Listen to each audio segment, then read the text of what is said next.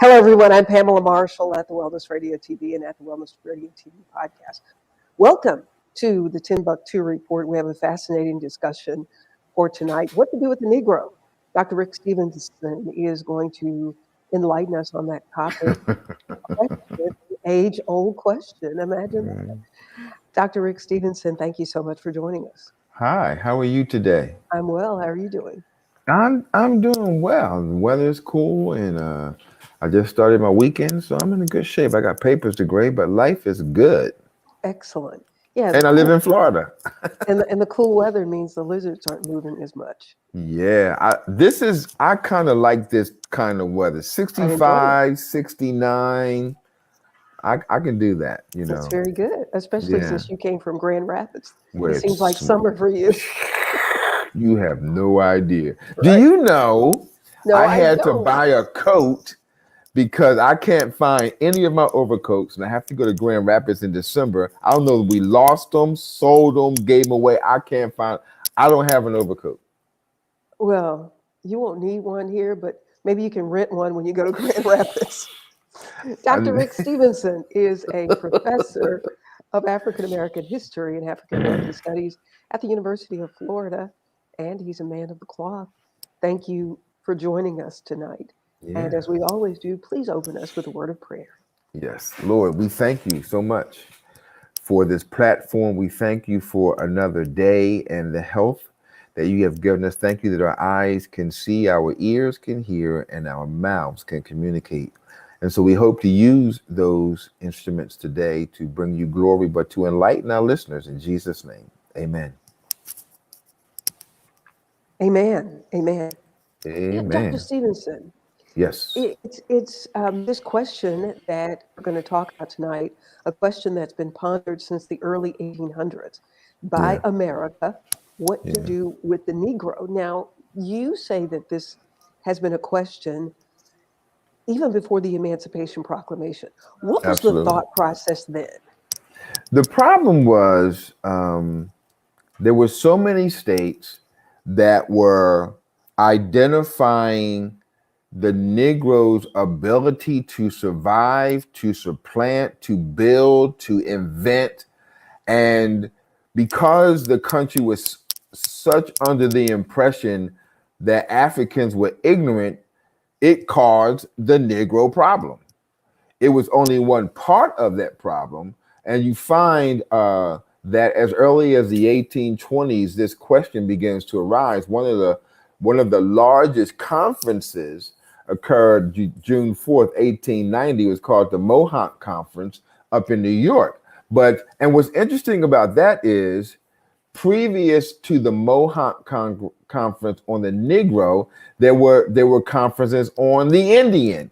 So white America has always found itself not understanding how to deal with people that they have either supplanted or oppressed. And then when they recognize that these people are not going away for one reason or another, they become, quote, the problem.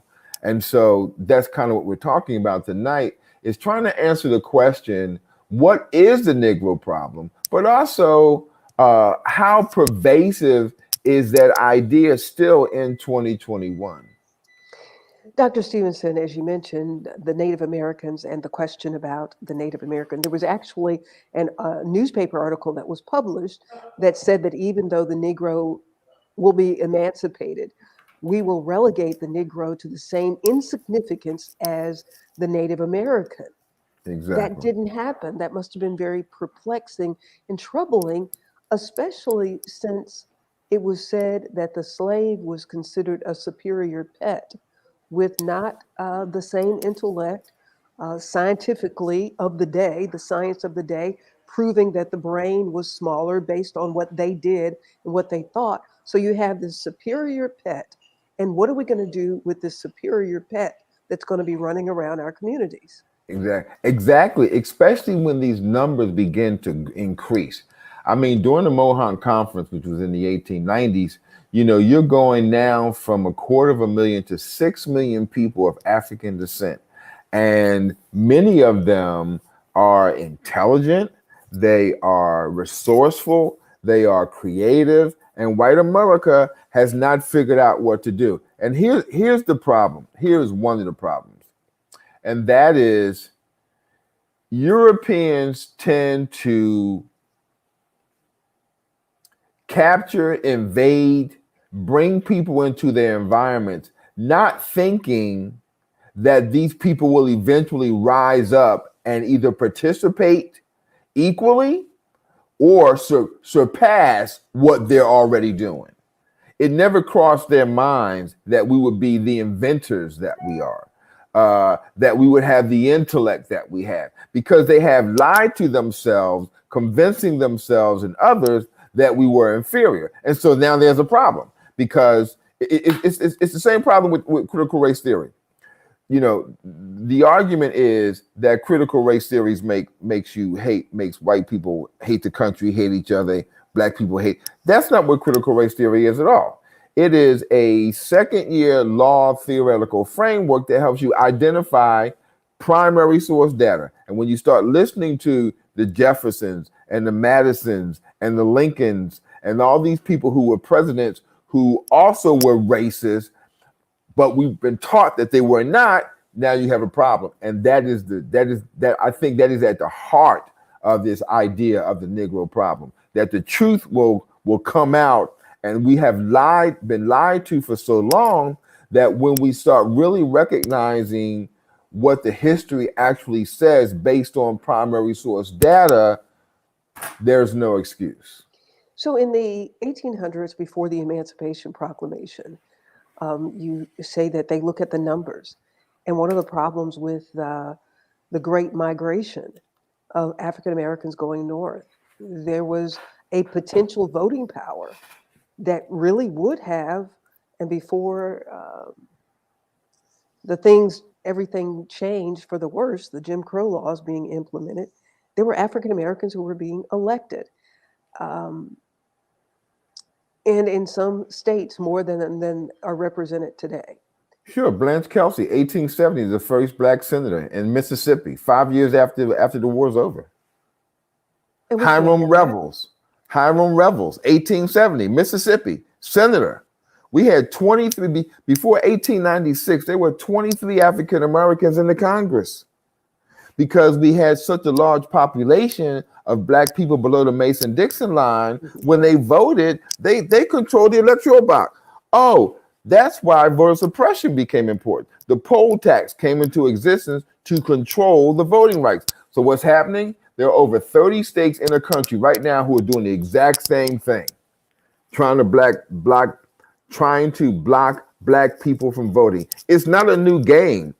We're still a problem to them, because they realize that they don't have a process, they don't have a game plan, they don't know how to fix the problem, but they're unwilling to allow us to participate in using our energy to fix the problem. So, Dr. Stevenson, as time goes on, this question in the 1800s, then you get to the Civil War, Frederick Douglass asking President Lincoln to free the slaves so that they can participate, so that they can help the Union. President Lincoln, who is revered as the great emancipator, refused Douglass's request because, here we are, we have this question, we don't know what to do with them, and are they smart enough to fight? Exactly. Well, when in fact, how did the Emancipation Proclamation, how did it play a role in the outcome of the Civil War? Well, and that same Frederick Douglass said that power is never conceded. It must be taken. And so the Emancipation Proclamation actually was only designed to free 300,000 of the Africans who were enslaved in the South. It wasn't for all of them. And the goal was, as you stated so eloquently, to get these Negroes to help fight in the war. I mean, there's quite a significant amount of scholarship, starting with Frederick Douglass, that would argue that, black people participated in winning that war. It wasn't just, Southerners and Northerners, or white Southerners and white Northerners. There were black people who engaged in battle. There were units, regiments of black soldiers who participated in our own emancipation. So, I think the bigger issue is, why would they lie about Lincoln? Why have we been told that he was a great emancipator when in fact he also stated that he didn't believe that black people were equal to white people, and that there was a rule of law that suggested that blacks were inferior and that he should give the superior place to white men. He said that in a speech in 1857. So, and again, that's one of the reasons why people don't want to really get into primary source documents in history, because we hear the actual voices of these people that we have revered. And my concern with that is this: history is not always pretty. Sometimes it's ugly. Sometimes there are liars. Sometimes there are murderers, but it's still history. And to try to paint a picture that you're always on the right side of history would be impervious. Dr. Rick Stevenson, professor of African American history and African American studies at the University of Florida. Our discussion tonight is a question that's been asked: what to do with the Negro?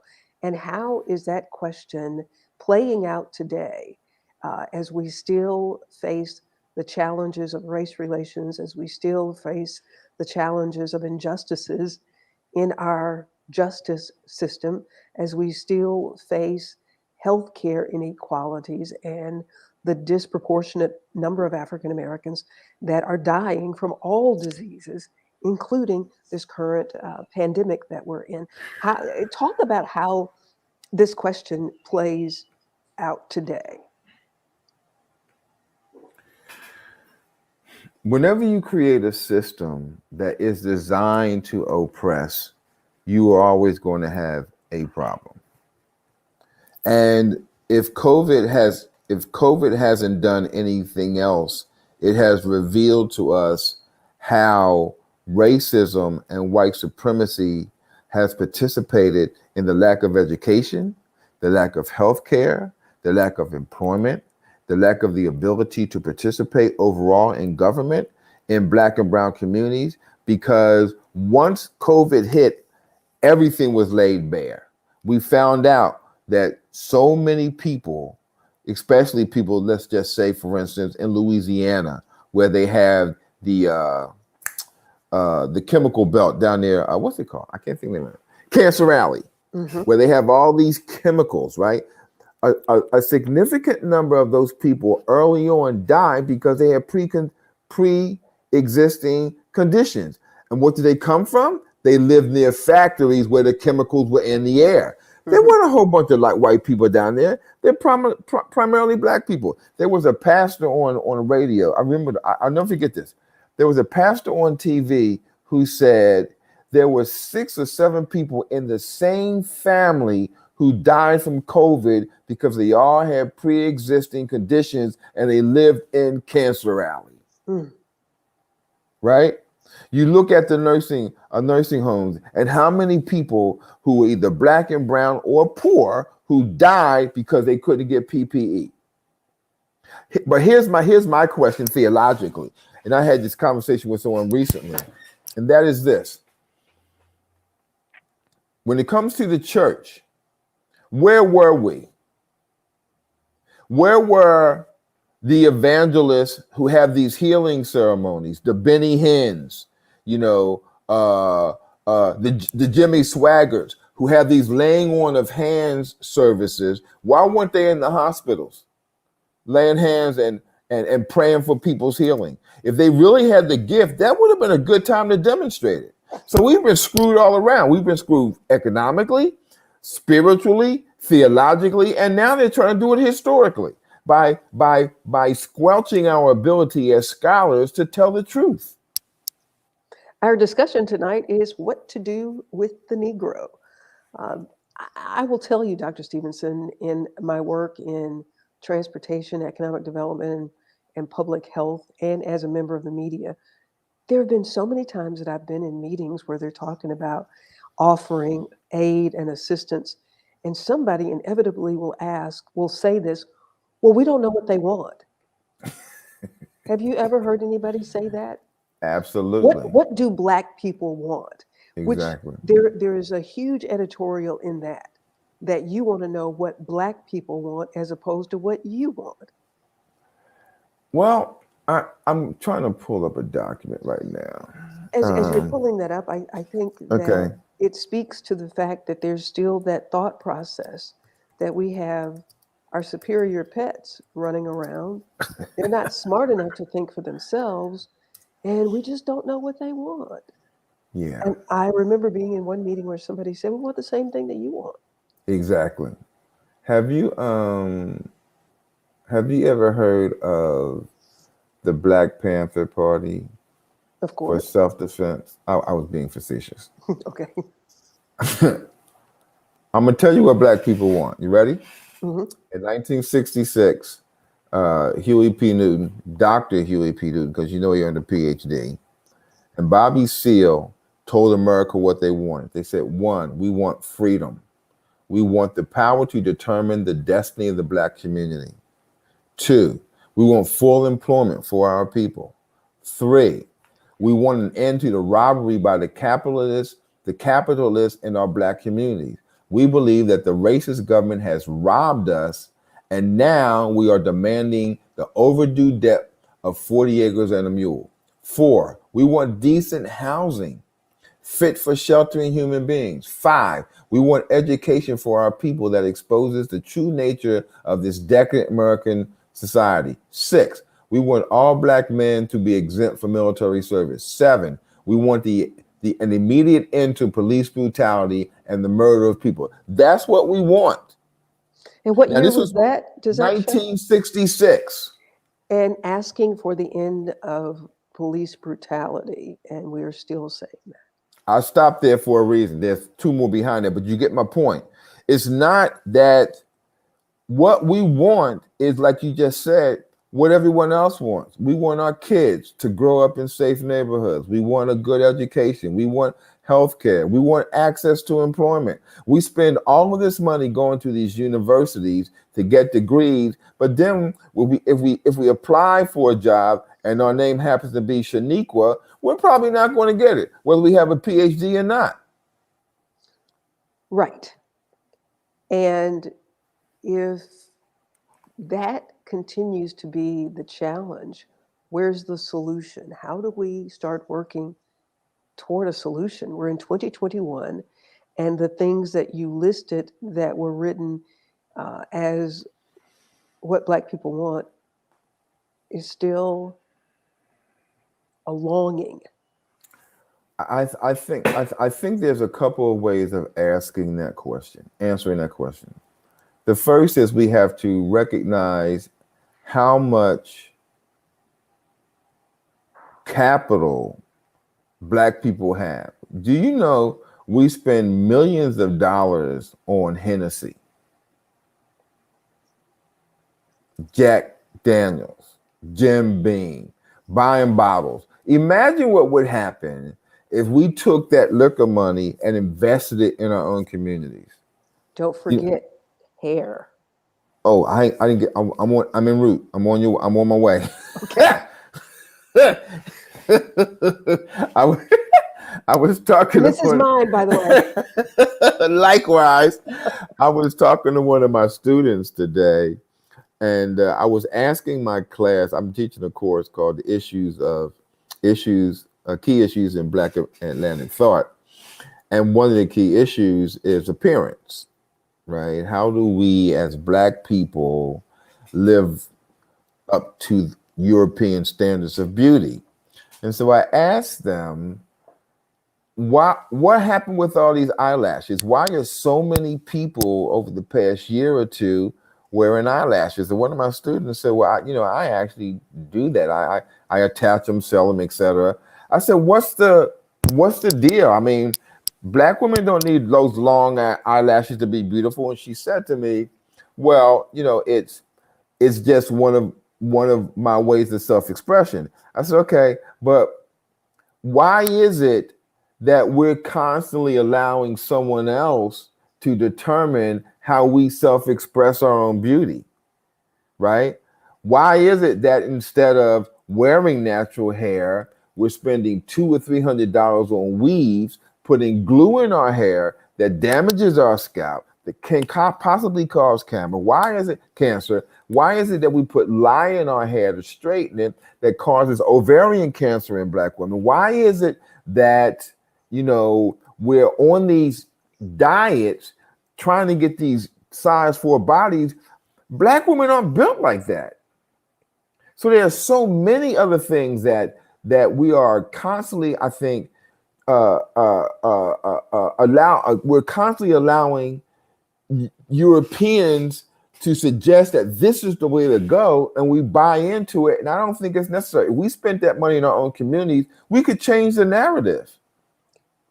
There is, I mean, it's the horse, the cows, the pigs are out of the pasture, and trying to reel people back in to have an appreciation for what God did, for how God made them. But we've also lost a spiritual base, as you mentioned to me earlier today in your class, to have students who've never been to church before Yeah, is something that it would have been completely foreign. And if we met anybody that had not been to church, it would have just been one person. And somebody would have been exactly. trying to invite them. We Or don't have a people, base. right. I'm sorry. We've lost that spiritual base, and we are allowing everything else to dictate who we are, which is really, really, really some strategic planning. Because what to do with the Negro? Well, if you don't know what to do with you, we're going to tell you Exactly. And what they're going to tell us is not going to be beneficial. and render you useless. Exactly. And the other part of that, when I was talking about the economics, I think about Black Wall Street and and Greenwood, Oklahoma, quite frequently whenever we talk about money, because it was the epitome of Black wealth. And why could we not reproduce that across the country? Because each time we start to demonstrate our creativity and our ingenuity and our ability, white people riot and tear our cities down. So the next part is, if we're going to become nationalists in a sense where we're buying for our own, supporting our own, we also have to be able to protect our own. And how do we do that? Well, I think that, like everyone else, we have to arm our communities. We have to be vigilant in protecting our women and our children. But we also have to be willing to sacrifice to support our own communities. If we have to drive an extra 10 or 15 minutes or miles to support a Black store, we should do that, because that's the only way that we can not only reproduce in our community, but even hire Black people. People tend to hire people who are like them. And so, in this question that was asked in the early 1800s, what to do with the Negro, do you find, because you're going to be giving a lecture on this, do you find that people are surprised that that question was asked in the 1800s and hasn't been openly discussed? Openly discussed, you mean among Black people? Because Just in general. oh yeah, well, I I don't think, remember seeing this in the history books that there was a question about what to do with you. oh yeah. I mean, there's a guy named Thomas Carlyle who started the conversation back in 1849, and then Booker T. Washington also engaged in the conversation about what to do with the Negro. I mean, he wrote an amazing piece on it. So there has been conversations about it. It's just that the history books tend not to take this issue as important. And again, whenever you allow someone else to control the narrative, then, or control where you fit in history, they dictate where you fit. I think Du Bois also engaged in the conversation. If you look at the Souls of Black Folk, he's trying to explain to us how we wrestle with this idea of double consciousness. Right? We're trying to be African, and I use that in quotes. And in a society that constantly reminds us that, in their minds, what is African is unessential, that is inferior. And so we're throwing these balls up. We want to be black, but we also recognize that being black might not open the door. So we got to do this to get through the door. And it's a major tension to try to be a black American in a very white world.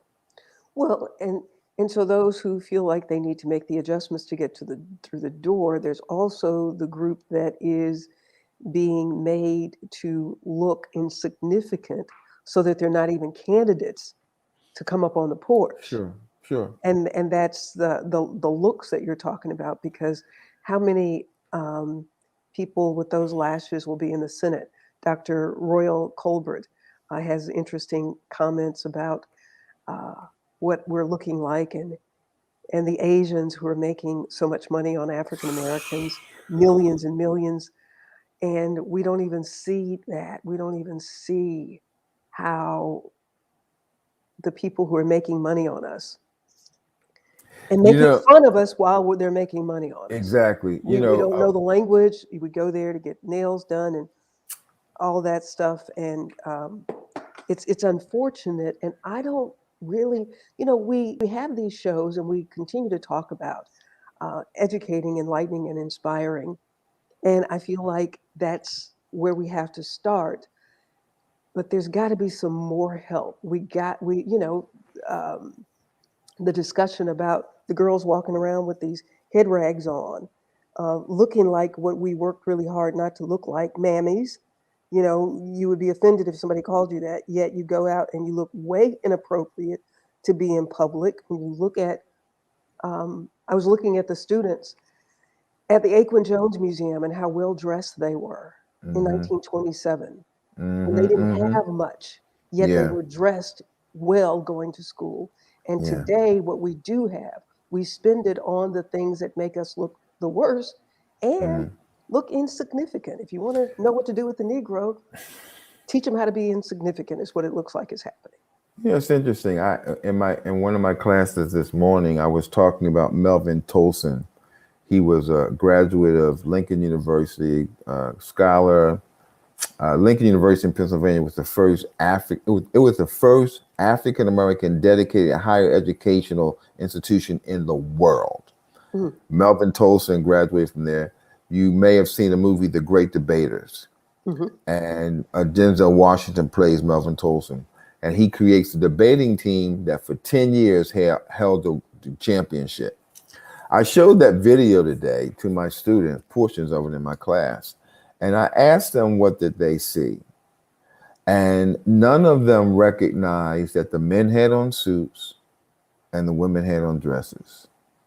The guys had on ties. When the professor walked in the room, they stood up. Mm. And then he told them to sit down. That is something that has been lost in our communities, the respect and identifying the role of the elders in our communities. Because one of the reasons that we were able to survive is because we relied on the wisdom of those who went before us. Right. And I think that in this new age, because of the quick access to information, the assumption is we don't need them. But what they fail to realize is that with that knowledge also came character. Right. With that knowledge also came the understanding of how to exercise your presence in a room. Those are the kinds of things I think that some of the younger generation is missing. And I am so happy to have started school in a segregated school, because those teachers were teaching more than just what was in the books, teaching us how to dress, how to walk and carry ourselves as young ladies. And the discipline that was there we wouldn't have the challenges that we have in the schools today. Dr. Colbert said the schools have become a fashion show. And while they're doing all of that, they're not learning anything to prepare them for the future. And one of the things I teach my students, and you can ask any of my students, they'll tell you this. I often say to them, I want you to pass my class and I want you to do well on your papers, but I want you to pass life because you won't be my student for the rest of your life. Right. And I teach my students as if one day they might be my colleague. Mm. But the goal is because I remember professors that I had when I was in graduate school that eventually I sat around the table making academic decisions with them because I became their colleague. I graduated, I got hired, and now I'm Dr. Stevenson. And now we're peers. Did I still respect them as professor? Did I still call them doctor? Absolutely. But we're peers now. We're sitting across the table. And I try to get my students to understand that our role as professor, as scholar, is to set the bar high, raise them up to that bar, because one day we may be collegial. And that's your thought process. If you are somebody else who's not interested in that student being your colleague, then there's another thought process that happens. The question, what to do with the Negro? Dr. Rick Stevenson is a professor of African American history and African American studies at the University of Florida here in Gainesville. But you're going to be giving a lecture on this.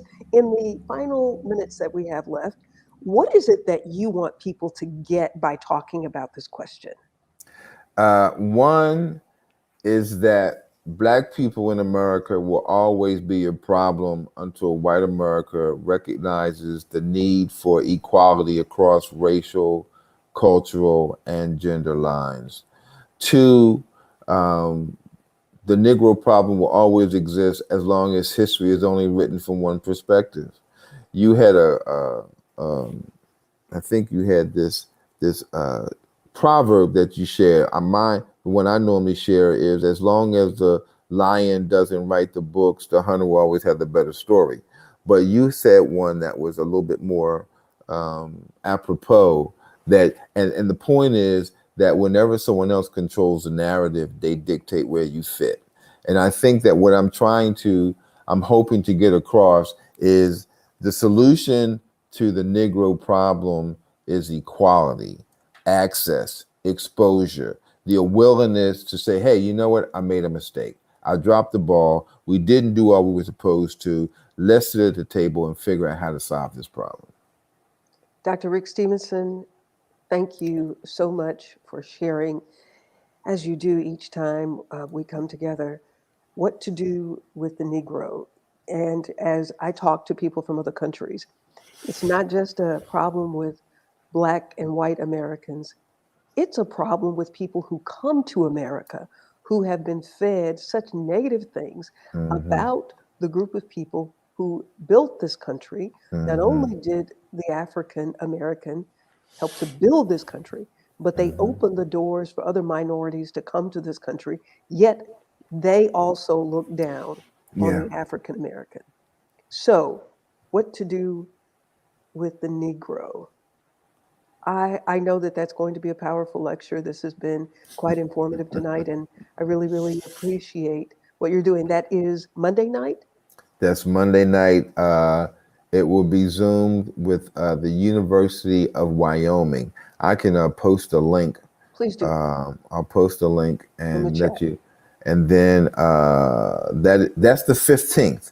And then this coming Monday at 2:00, I'm giving a presentation entitled "Suicide by Drowning as a Okay. Form of Resistance During the Transatlantic Slave Trade." Would you So post that also? yes, I will. I'll So do your fans will be able to follow you. that. My fans. That's funny. Dr. Dr. Rick Stevenson, again, thank you so much. And thank you to all of you who are watching, sharing, and being enlightened. That's our goal here at the Timbuktu Report. We will see you next week. Oh, tomorrow night, I'm actually going to do a show with my biological brother, Franklin Marshall. He's written a book, What and time? we're gonna discuss his book tomorrow night at 7 o'clock. Join 7 us. o'clock. Mhm. Okay.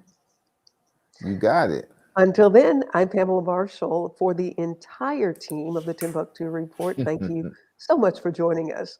We will see you next time. Don't forget, there There's is healing healing. at the well. Thank you very much.